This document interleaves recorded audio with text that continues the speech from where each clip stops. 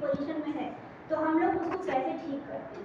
तो अगर आपको लग रहा है सिम्टम, ठीक है, तो सिम्टम देख के सबसे पहले आप पता कर सकते हैं कि जो हार्ट अटैक की पेशेंट है, ठीक है ना, या फिर अगर चांसेस लग रहा है आपको कि हार्ट अटैक उसको हो गया है, ठीक है ना, तो देखने में आप लोगों को लगेगा कि उसके लेफ्ट एरिया में शोल्डर साइड में बहुत अधिक स्वेटिंग होती है, ठीक है ना, उसकी चेस्ट में बहुत ज़्यादा दर्द होगा, वो हमेशा अपने हाथ को ऐसे करके रखेगा, यानी कि उसको बहुत ज़्यादा दर्द हो रही है, यानी कि पेन हो रहा है, ठीक है।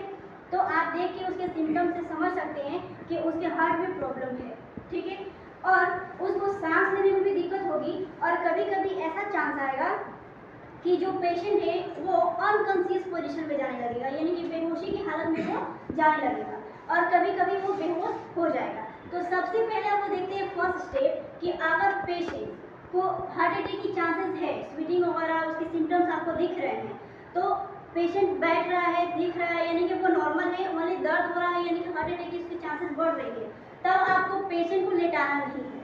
पेशेंट को हम लोग क्या करेंगे, सबसे पहले इंडियन टॉयलेट सिटिंग में उसको हम लोग बैठाएंगे, यानी कि सिटिंग कराएंगे। तो सबसे पहले देखते हैं पेशेंट का इंडियन टॉयलेट सिटिंग। चलिए विकास, आप उठ के इंडियन टॉयलेट फेस इधर करते हैं, ठीक है ना।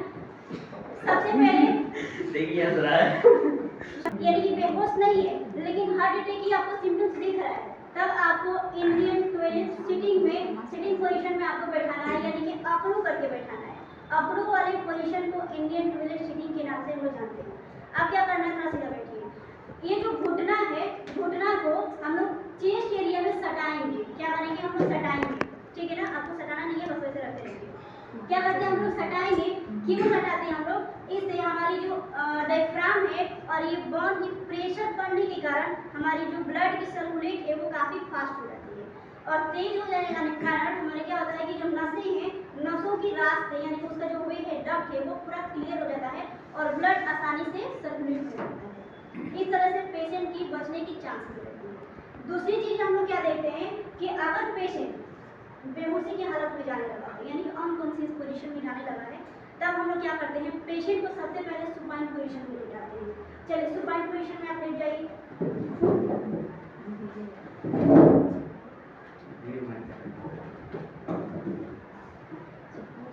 हाथ सीधा करेंगे, ठीक है ना, पैर एक दूसरे पे नहीं रखिए।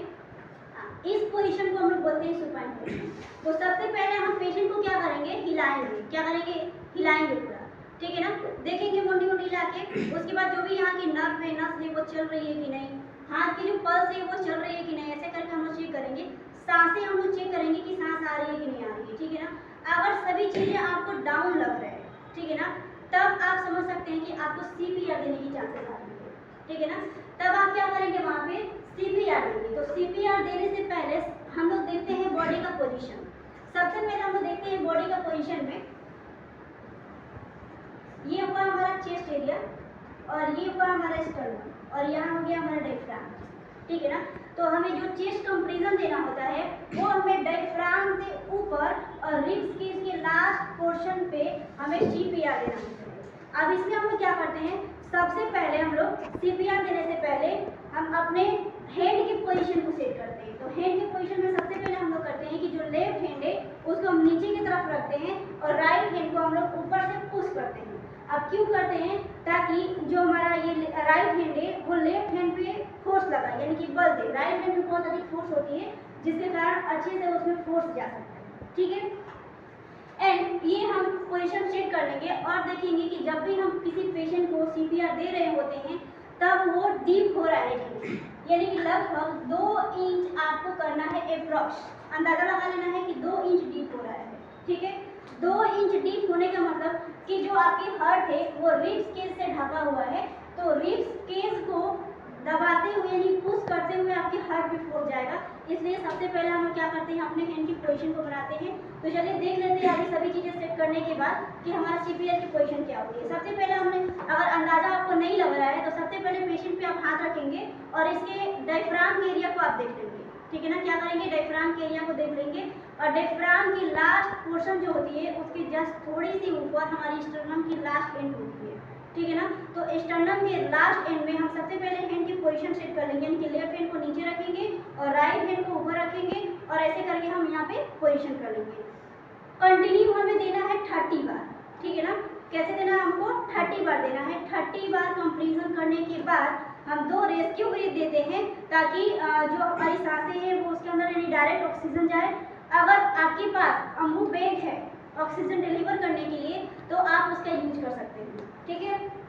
यानी ये रहा आपका अम्बू बैग, ठीक है। इसको आप माउथ में लगा के इसको प्रेस करके आप यहाँ से रेस्क्यू ब्रीथ कर सकते हो।